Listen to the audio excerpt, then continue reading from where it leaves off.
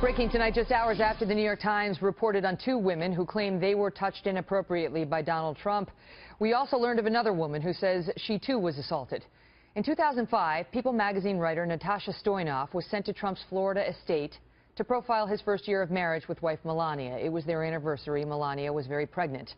During the interview, Stoynoff was briefly left alone with the real estate mogul while Melania went upstairs to change her wardrobe. That's when, the reporter now claims, Trump abruptly pinned the reporter against a wall and started kissing her. Stoynoff writes, quote, "I wasn't in a locker room when he pushed me against a wall. I was in his home as a professional, and his beautiful pregnant wife was just upstairs." Those accusations are now being addressed by Trump, who adamantly denies the charges. Why didn't they make it part of the story? I was one of the biggest stars on television with The Apprentice, and it would have been one of the biggest stories of the year. And by the way, the area was a public area, people all over the place. These people are horrible people. They're horrible, horrible liars. And interestingly, it happens to appear 26 days before our very important election. Isn't that amazing? Joining me now, People magazine deputy editor J.D. Heyman. J.D., thanks for being here. So, Natasha Stoynoff writes this story now, coming out with her story. And first, let me ask you, did you know about this prior to her writing it? Only very recently. I hadn't known it at the time. We didn't work together at the time. This was something she kept very private. What made her want to write it now? Well, as you said at the top of the hour, very clearly, the release of the tapes, the Bush tapes, the Access Hollywood conversation, and then what crystallized it for her was when Donald Trump responded to a question at the presidential debate and said that he had never touched or kissed a woman without her consent. And I think that made her very determined to tell her tale. What about earlier in the campaign, J.D.? You know, his treatment of women has been an issue for a long time. Why didn't she come forward earlier? Yeah. Well, I think the reasons are the reason why any woman doesn't come forward. I mean, she has felt a great deal of shame, fear. She was not a public person in that way. She's not a political person. It bothered her. It increasingly did bother her. But until he actually said those words that we all heard on the tape, she thought that, you know, she might have been an isolated case. She doubted herself.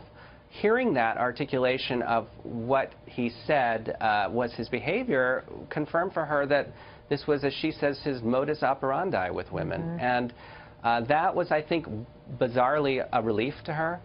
And then when she heard him say, "No, I've never done this," that was, I think, in a way, a call for her to speak her truth.